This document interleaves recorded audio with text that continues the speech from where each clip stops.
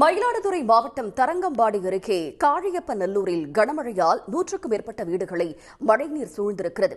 சில வீடுகளுக்குள் மழைநீர் புகுந்திருப்பதால் மக்கள் அவதியுற்றிருக்கிறார்கள். இதுபற்றி விவரங்களை தருவதற்காக செய்தியாளர் ராஜேந்திரன் இணைகிறார். ராஜேந்திரன், அங்கு இருக்கக்கூடிய நிலவரங்கள் என்ன? பதிவு செய்யுங்க. மயிலாடுதுறை மாவட்டத்தில் டிட்வா புயல் காரணமாக கனமழை பெய்து வருகிறது. இந்நிலையில் தரங்கம்பாடி தாலுகாவில் தாழ்வான பகுதிகளில் மழைநீர் பெருக்கெடுத்து ஓடி கொண்டிருக்கிறது. காழியப்பநல்லூர் ஊராட்சியில் உள்ள ரத்தினம் நகர், அம்பேத்கர் நகர், பூத்தேரு உள்ளிட்ட பகுதிகளில் 100க்கும் மேற்பட்ட குடும்பத்தினர் வசித்து வருகின்றனர். தற்பொழுது பெய்து வரும் கனமழையால் இப்பகுதியில் உள்ள குடியிருப்பு பகுதிகளில் மழைநீர் சூழ்ந்து உள்ளது. ஒரு சில வீடுகளுக்குள்ளே புகுந்த தண்ணீரை பாத்திரத்தை கொண்டு வெளியேற்றும் பணியில் ஈடுபட்டு வருகின்றனர். மேலும் இப்பகுதிக்கு செல்லும் சாலையிலும் முழங்கால் அளவிற்கு தண்ணீர் இருப்பதால் மக்கள் வீடுகளை விட்டு வெளியேற முடியாமல் தவித்து வருகின்றனர்.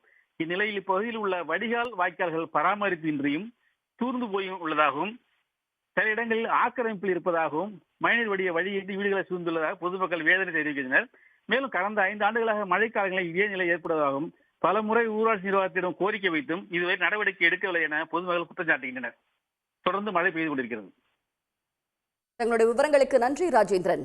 உடனுக்குடன் செய்திகளை தெரிந்து கொள்ள சன் நியூஸ் பெல் ஐகானை கிளிக் பண்ணுங்க.